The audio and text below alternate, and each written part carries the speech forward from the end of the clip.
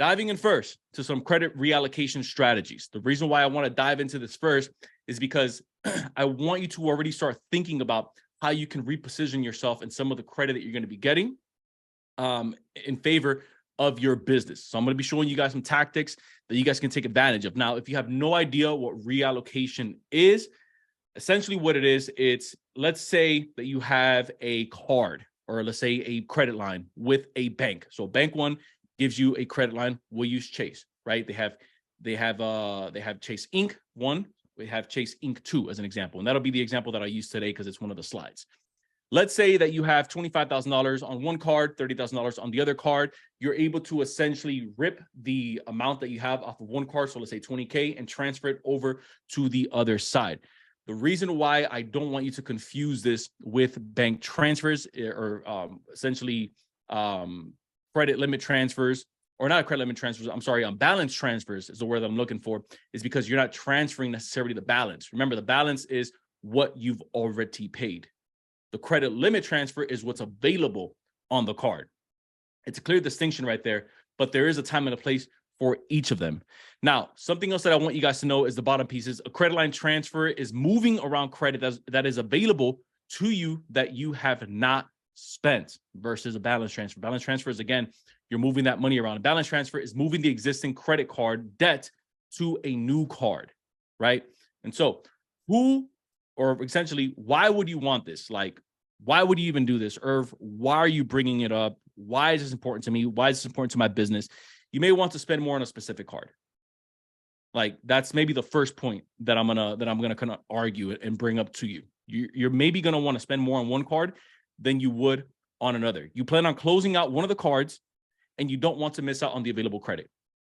That's huge, because if you have $25,000 on one card, and let's say the 12 months are up, it was at a 0% intro period, and you were thinking to yourself, man, that was a fun ride, but it's over. I don't want to keep riding this because it's gonna, let's say, climb to 24.9, like a 24%. Like, I don't want to deal with that.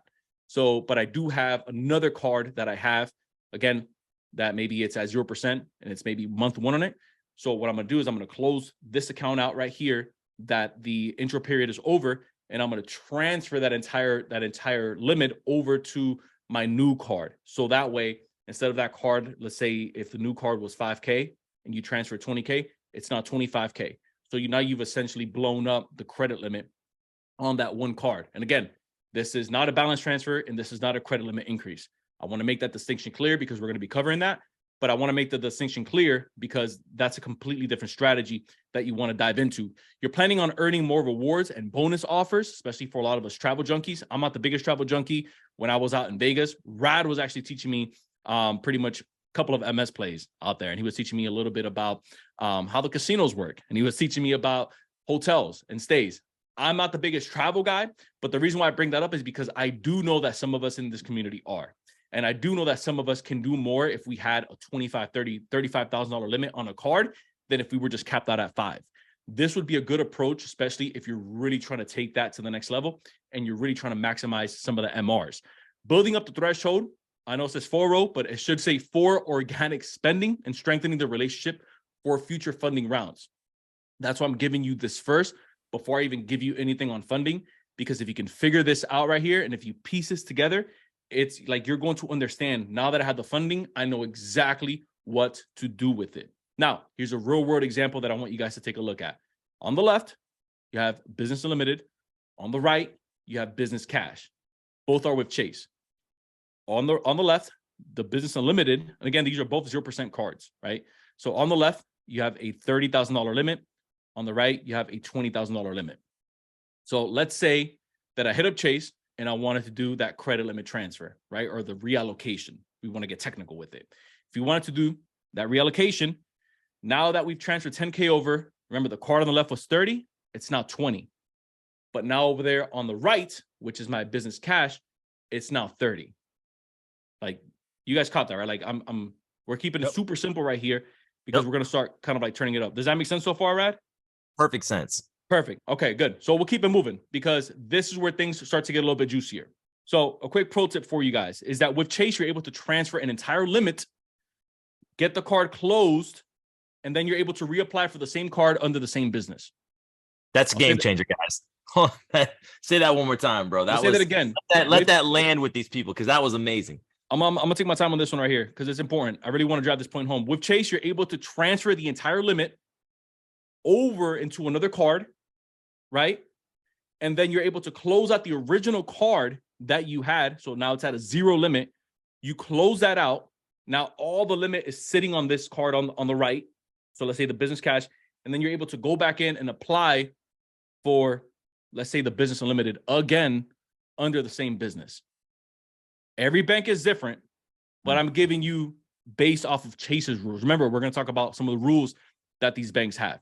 Based off of Chase's rules, you're able to run that. So again, you want to double check with the banks because some of them are going to give you what they call a threshold inquiry, which means once that card totals over $35,000, it might result in what they call an existing creditor soft pull sometimes, or they may just flat out give you a complete hard pull. And so it's always good to just double check with them, right? Again, everything that I'm giving you right now in this call is based off of real time where we're at right now. But you guys know with banks, they're always changing the rules. If this would have been same time last year, I would have told you that for a credit limit increase with Chase, it was going to cost you a hard inquiry.